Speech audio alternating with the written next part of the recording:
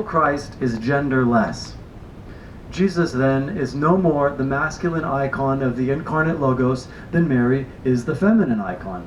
Those who have a problem with Mary as an icon of Christ simply have a gender problem.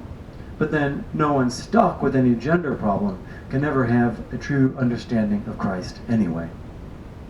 This Alexandrian God-flesh view, of course, is based on the idea the incarnation was God only uniting itself to flesh.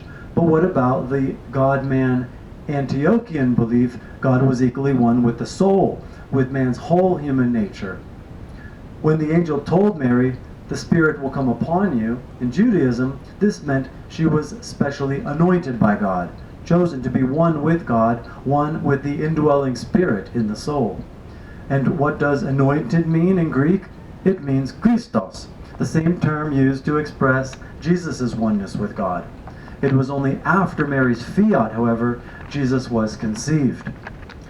Marginalia, it was her will be done. Back to the text. Thus, at the Annunciation, Mary was anointed, was Christos, prior to the term ever being used to refer to Jesus as the anointed or Christos. In body and soul, then, she was as one with God as Jesus ever was. Who can deny this?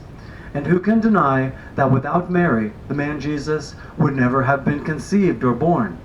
God depended on Mary just as Jesus depended on them both.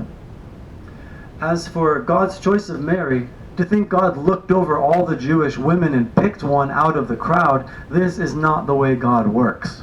God doesn't pick and choose. God plans, creates, fashions, and endows according to the plan. Thus, God could not have planned the incarnation without planning Mary. That her name was Mary is no more important than her son's name was Jesus. What's in a name after all? But let us consider her own miraculous conception, born without sin, no different than Jesus. While some people may point out Mary had a human father, whereas Jesus had no human father, keep in mind, Paul and the fathers believed a lack of a human father is what made Jesus sinless. Yet, since both Jesus and Mary were born without sin, the difference of fathers makes no difference. Reference to Mary's immaculate conception meant she had been exempt from inheriting any sin from her human father. What was miraculous about her birth, however, is that her mother Anne, according to the story, was over the childbearing age, yet God told her father Joachim, his wife, would conceive a child.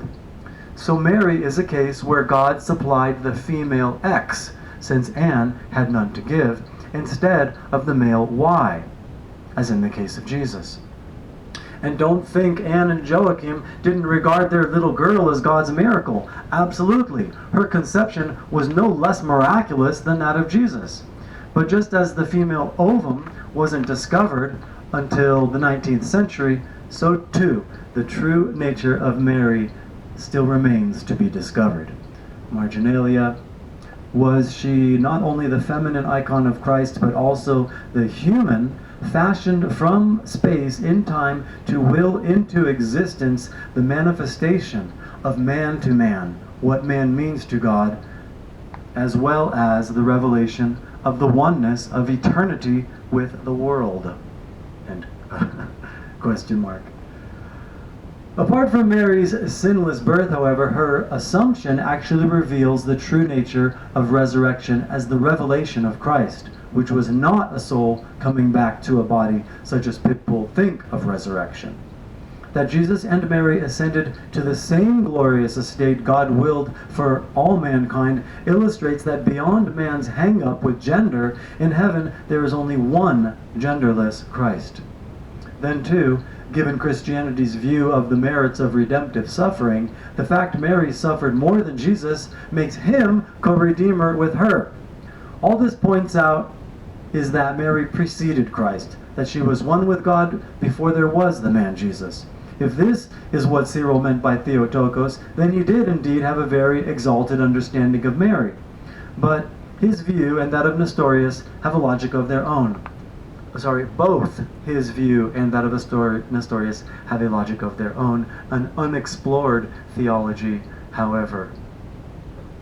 Needless to say, To recognize Mary as no less Christ than Jesus may take many centuries before the male mentality could even conceive such a thing. After all, God is supposed to be male, the Son is male, Christ is male, Jesus is male, totally a male mentality. Just as it took centuries before the female ovum was discovered, it may take centuries before the true nature of the revelation of Christ is recognized. Mary was as equally enfleshed as was the man Jesus, her flesh as one with God, as was the flesh of the man Jesus. Who can deny this? To think Christ is female is no less justifiable than thinking Christ is male. To know that Mary is also Christ is a step in the right direction because it counters those who think Christ is solely a male man. Also, that Mary was no less Christ than Jesus opens the door for the rest of mankind. For in truth, Christ is not only more than the man Jesus and more than the woman Mary, Christ is every man's eternal oneness with God. Christianity, of course, has never been ready for this understanding of Mary, and it may never be ready. To this point in history, utterly dependent as it is on the male species, few people are ready for any profound change in their stead understanding of human nature, or even their understanding of God. But just as the true nature of the divine Christ utterly transcends the human Jesus, so too it utterly transcends the human Mary. So just as there is far more to the man Jesus than his being an historical person, so too there is far more to Mary than her being an historical person. When the truth of Mary is finally revealed, realized, revealed, or better understood, only then will the true nature of the Mother of God be given its true place in Christian doctrine and theology.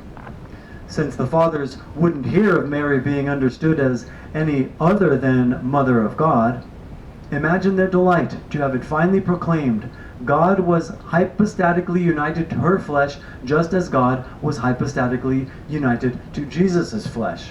Cyril's view, marginalia, did God use Mary to be a mother for the revelation? Does the Eucharist both explain how the one can be in the many as well as how the many can be in the one? I'm not sure what that question on the Eucharist is doing here in this chapter, but there we go. Back to the text. In one voice, they'd second this proclamation. Anyone who objected, of course, would be labeled a Nestorian and thrown out. But where Cyril's theology of Mary goes no further than flesh, basically Christotokos, Nestorius is the one who actually defined the real Theotokos as, quote, consubstantially one with the Father, end quote, just as Jesus was consubstantially one with the Son, Logos. God, after all, being genderless, is no less a mother than a father. Marginalia, could we call her the motherhood of God? Back to the text. No question, Christianity depended on the woman for its key revelation, Christ. It took a woman to reveal God's utter love and bond with mankind, a woman through whom God revealed man's eternal oneness with God. Unfortunately, not even in this day and age would Christians, especially men, be able to accept Mary as God's incarnate or the feminine icon of Christ. Christian society, even in the 21st century, has a long way to go before it could ever countenance a truth like this. No theologian, of course, would touch it. For them, Theotokos is just a high-sounding epithet and nothing more. Perhaps there is no better way to understand God becoming incarnate in Mary than the Eucharist, the continuation of the incarnation, as Irenaeus said, or the birth of Christ in the soul, as Origen put it. All the fathers believed the Eucharist was the Logos' transforming human nature into its own human nature, into Christ, that is. So just as God became incarnate in Mary, so too the Eucharist is the Logos becoming incarnate in every human being. If the Logos becoming incarnate in Mary did not transform her into Christ, then God transformed no one. How is it then the fathers passed her by as if only the man Jesus was the incarnate Christ? If the Logos took on her flesh, her body, and made it one with its divine nature, then she is no less the incarnate Christ than Jesus. And if one asks how the Eucharistic Christ can give birth to Christ in the soul, this is the mystery of the Eucharist. Christ multiplied infinitely, yet only one Christ. So how did this Theotokos business all end up? We know Nestorius had no problem with Theotokos and continued to use the term without apologies or correction.